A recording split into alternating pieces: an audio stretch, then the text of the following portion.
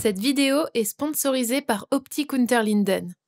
Bonjour à tous et bienvenue dans un nouvel épisode d'Astro Tuto. Je suis avec Jean-Luc et comme promis on se retrouve dans une deuxième vidéo sur la mise en station. Aujourd'hui on va faire un peu de mise en pratique en vous montrant 3 méthodes.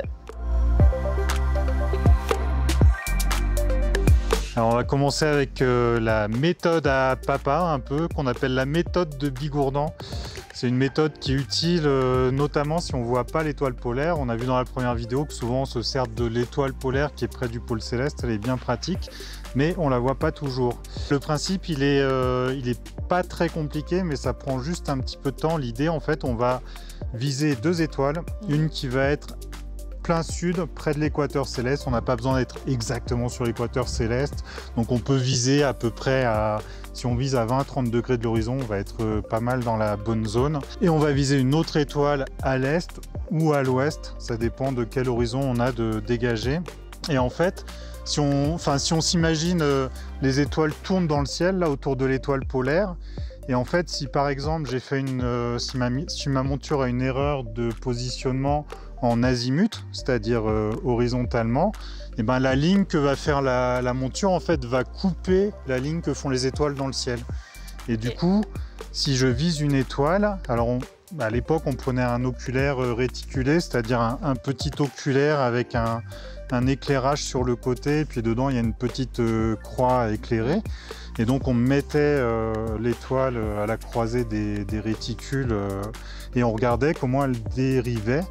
Et on voyait si elle partait au nord ou au sud, et si c'était le cas, ça veut dire, c'est toujours le cas, ça veut dire que le réglage de la monture en azimut n'est pas bon.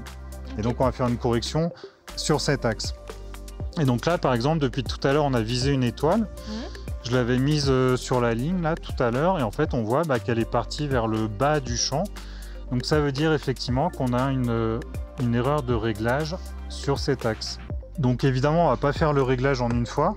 Là, on a vu que l'étoile est partie au sud du champ. Ça veut dire que ma monture est trop à l'est. Si elle était partie au nord, ça voudrait dire qu'elle était trop à l'ouest. Et là, du coup, on va agir sur les... On a 2 vis là de réglage en latitude qui appuient sur un pivot central. Donc l'est est par là, donc il faut que je décale ma monture dans cette direction pour corriger le défaut. Donc je dévisse une vis, je visse l'autre. Et là, ma monture s'est légèrement décalée. Et donc, on peut recommencer et on va voir si l'étoile dérive de nouveau dans cette direction ou pas. Et là, tu regardes le résultat sur un écran, mais c'est une méthode qu'on peut faire sans ordinateur, juste avec son matériel ou pas? En fait, c'est ça. Ouais. Si on a un oculaire réticulé, c'est un accessoire qui se trouve toujours. Donc ça, c'est la méthode un peu pratique, dans le sens où on n'a pas besoin d'ordinateur, etc. Après, si on a un ordinateur, là j'ai allumé un logiciel, celui-ci s'appelle Fire Capture. Dans ce logiciel, on peut afficher un réticule un peu comme on aurait dans l'oculaire. Enfin, il y a quand même un certain confort, une certaine précision à regarder ça sur un écran plutôt qu'un oculaire, parce qu'en fait là on regarde, là depuis tout à l'heure on a mis plusieurs minutes à voir l'étoile dériver. L'ordinateur, ça peut avoir un côté plus confortable. Donc là j'ai fait une correction. Si l'étoile dérive toujours, je vais refaire une correction, et puis au bout d'un moment on va voir que ça s'inverse, elle va partir dans l'autre direction dans le champ. Là on va supposer que la correction que j'ai faite est suffisante, parce que si on fait le réglage en entier avec cette méthode, ça peut vraiment durer longtemps. Si on veut que ce soit précis, il va peut-être falloir sur cette étoile-là passer 10 minutes, 15 minutes à faire plusieurs réglages successifs avant d'être arrivé à un bon niveau de précision. Et donc une fois que ça c'est bon, on va partir chercher une étoile vers l'est. Petite chose importante que j'ai pas précisé, la caméra ici évidemment je l'ai orientée pour que le sens du capteur soit orienté est-ouest, nord-sud. Okay. Donc ça on peut le voir si on met une étoile dans le champ. On va voir si elle dérive parallèle à la ligne que j'ai ici de mon réticule justement. Ça va être quoi l'avantage de cette méthode? Ou le désavantage? En fait, le plus gros avantage, c'est que si on ne voit pas l'étoile polaire, là on peut faire la mise en station dans tous les cas. Sauf si on a en plus l'horizon bouché au sud, à l'est, mais là dans ce cas il faut arrêter l'astro. Et voilà, si on voit un peu au moins le sud et au moins l'est ou l'ouest, on peut y arriver. Quand on est sur un balcon par exemple, on a souvent au moins 2 directions a priori. Donc on peut s'en sortir. Et l'autre avantage aussi, c'est que là par exemple on a une monture, alors elle est très moderne, mais en fait elle est tellement moderne qu'elle se passe de viseur polaire. Donc on peut aussi avoir des vieilles montures qui ont des viseurs polaires soit peu précis, soit pas de viseur polaire du tout. Et du coup avec cette méthode on va pouvoir s'en sortir. Okay. Le gros inconvénient en fait, c'est que comme je disais en fait ça va bien nous prendre 15-20 minutes. Donc si on fait de l'astronomie itinérante en déplaçant son télescope à chaque fois, ça peut être un peu fastidieux. Ce qui est malin en fait dans cette méthode, c'est que imagine que ta monture ait un moteur pas parfait qui tourne trop lentement ou trop vite, et en fait ça on s'en fiche. En fait, la dérive qu'on va voir, elle est indépendante du fait que le moteur soit précis ou pas précis. Et ça, c'est le côté assez intéressant. Et c'est pour ça qu'on le fait avec une étoile pour une direction et une étoile pour l'autre direction. Parce qu'à la limite, si le moteur de la monture tournait parfaitement, quand on vise notre étoile au sud, on verrait si elle part vers le nord ou le sud, et puis on verrait aussi si elle va trop vite ou trop lentement, ça nous donnerait une autre indication. Mais ça, c'est à supposer que la monture soit parfaite. En fait, il n'y a aucune monture parfaite où le moteur va tourner vraiment à la vitesse. Normalement, il tourne à la bonne vitesse, mais il y a des irrégularités, et c'est pour ça qu'on va chercher une autre étoile qui est à l'est ou à l'ouest. Ok, donc ça, c'est la méthode Bigourdan. Voilà. Je vais vous montrer maintenant une autre méthode qui est plus simple, on va dire, et plus rapide, et qui est aussi une méthode connectée. Donc ça va être cette méthode avec un petit boîtier qui est un ASI-R qu'on va venir monter sur les montures qui sont à pointage automatique. En fait, c'est un petit boîtier qui va être relié à une application de smartphone et qui va nous permettre en fait de faire la mise en station de manière quasiment automatique. Il y a juste à suivre les petites indications. Donc nous voilà sur l'interface de l'application pour faire notre mise en station. On appuie sur le petit play et là il est en train de prendre une petite photo du ciel. Next. Donc là il vient de faire tourner la lunette de 60 degrés. Let's go. Et il nous propose de faire des petits réglages sur la monture. Donc là du coup il faut qu'on aille derrière la monture là. On va retrouver les mêmes vis de réglage qu'on a vu pour le Bigourdan en fait. Évidemment je vais avoir du mal à faire 1,5 degré précisément, mais je vais tourner un petit peu. Donc après les petits réglages que Jean-Luc vient de faire, on va rafraîchir et il va reprendre une photo pour recalculer et nous dire si on est mieux positionné. Et on recommence cette procédure jusqu'à ce qu'on ait un résultat qui s'approche à environ 2 minutes d'arc, voire moins. Et comme ça, notre petit bonhomme en haut, il sera content et nous aussi. Là, il y a beaucoup de montures équatoriales qu'on trouve sur lesquelles il y a une petite lunette à l'intérieur du viseur polaire. Et dans cette lunette, il y a un réticule, il y a des gravures, on va montrer l'image, là, on va rajouter dans la vidéo. Et du coup, au centre de cette lunette, on va devoir mettre le pôle céleste. Et pour ça, en fait, on va se servir de l'étoile polaire qui tourne autour du pôle céleste. En fait, comme on a expliqué dans la première vidéo, l'étoile polaire, elle n'est pas exactement sur le pôle, elle est à 0,6 degrés. Donc il va falloir trouver sa position autour du pôle. Il y a des applications de smartphone là qu'on peut utiliser qui font que ça, en fait, qui donnent la position de l'étoile polaire, là où il va falloir la mettre dans le réticule. Mais en fait, en général, les montures, elles ont un système de réglage. Alors le mieux, c'est quand même de regarder le mode d'emploi de sa monture, parce que ça va vraiment varier d'un modèle à l'autre. Là, il y a une première bague là, que je peux tourner à la main avec une petite gravure ici. Et on va devoir régler la longitude. Là, il y a des chiffres est-ouest. Là, on est au pic du midi, on est quasiment à 0 degré en réalité. Et sur cet anneau-là, j'ai plus de lumière sur ma lampe. Voilà. Donc sur le cercle qui est là, en fait, ça correspond aux heures.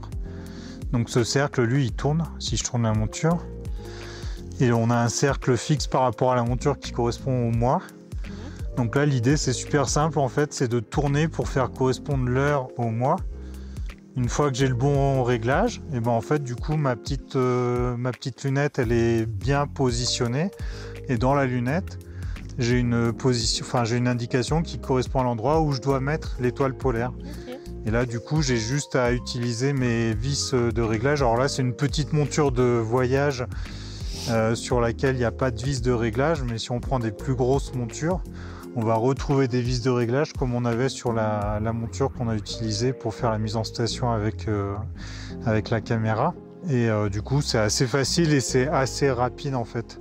Cette méthode, tu la conseilles pour qui par rapport aux deux autres qu'on a vus? Bah, du coup, en fait, là, une mise en station comme ça, déjà, si on veut faire de l'observation visuelle, c'est quasiment plus précis que ce dont on a besoin. À la limite, si on fait de l'observation visuelle un peu rapide, si on met l'étoile polaire en plein centre, sans s'embêter avec les petits réglages, on aura un degré de précision suffisant. Après, si on observe les planètes, on veut faire des photos de Jupiter, de Saturne, bah là, on va faire le réglage un peu comme il faut et ça va normalement relativement bien suivre. Et après, si on veut faire de la photographie des galaxies, on va devoir faire des temps de pause longs. Et c'est là où on va avoir intérêt à avoir plutôt une monture avec une bonne lunette, donc un matériel un peu plus haut de gamme, quoi. Et donc voilà, on a fait le tour de nos 3 méthodes de mise en station. C'était pas sans peine là, parce qu'on est un peu dans le froid et il y a plein de choses qu'on a eu l'occasion de répéter en pleine et qui ici marchaient moins bien avec le froid. Les aléas du pic du Midi. Voilà, et bon, en tout cas, on espère que cette vidéo vous a plu, qu'elle vous aura été utile. Ça donne que l'embarras du choix sur les méthodes de mise en station. Donc pour résumer les 3 méthodes qu'on a vues, la première... Bigourdan, en fait, c'est une méthode un peu à l'ancienne, mais si on est sur un balcon ou dans un endroit où on ne voit pas l'étoile polaire, mais qu'on veut une super bonne mise en station, bah, ça reste une bonne solution, mais c'est clairement la plus longue. Donc si c'est on va dans les champs pour un soir donné, on veut faire des photos, si on fait ça, on va perdre d'entrée de jeu une demi-heure, donc c'est pas la meilleure méthode dans ce cas-là. Après, si on a du matériel un peu moderne avec la ZR, la mise en station avec la caméra, c'est hyper précis, ouais. Et là au pic du Midi on a un peu galéré en fait, vous le verrez pas au montage, mais on avait des problèmes de batterie je pense, qui fait que l'ASIR se déconnectait. Donc on a fait au mieux, mais dans la vraie vie, moi je l'ai pratiqué en pleine, en 5 minutes j'avais une précision inférieure à 1 minute d'arc, ouais. Donc c'est quand même hyper précis et c'est hyper bien. Donc si on est parti pour faire de la photo longue pause, qu'on a l'ASIR, en fait c'est une solution qui fonctionne vraiment bien. Il y a d'autres boîtiers mini ordinateurs comme ça que l'ASIR. L'ASIR en ce moment c'est le plus populaire, mais simplement il faut savoir qu'il y en a d'autres. Mais en tout cas l'application qu'il y a dedans, t'as vu, elle est super bien faite, ouais. Quoi. Elle te dit tu montes, tu descends, c'est complètement explicite, c'est quand même super cool. Donc si on veut faire de l'astrophoto, moi je trouve que la solution ASIR c'est vraiment bien. Parce que ça fait la mise en station, on a vu, mais après on peut faire tout ce qu'on veut en tout ce dont on a besoin en astrophoto. Et après, le viseur polaire, pour moi ça reste quand même la solution la plus simple.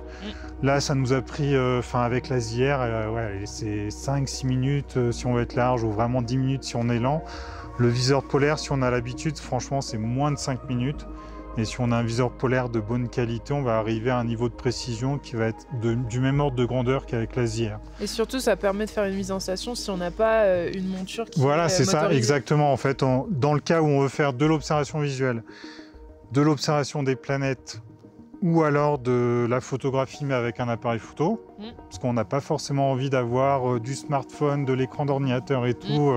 Si on veut faire un truc un peu plus déconnecté, le viseur polaire c'est le top. Ok, vous voyez, vous avez plein de solutions maintenant, donc à vous de choisir celle qui vous convient. Et puis nous, on vous dit à très vite. À très vite, pensez à laisser un pouce bleu si cette vidéo vous a été utile. N'hésitez pas à laisser un commentaire, poser des questions et surtout, abonnez-vous à la chaîne de Ciel et Espace. Et sur ce, on vous souhaite un bon ciel et nous, on va aller au chaud parce que franchement, ça caille ici. À bientôt. Ciao.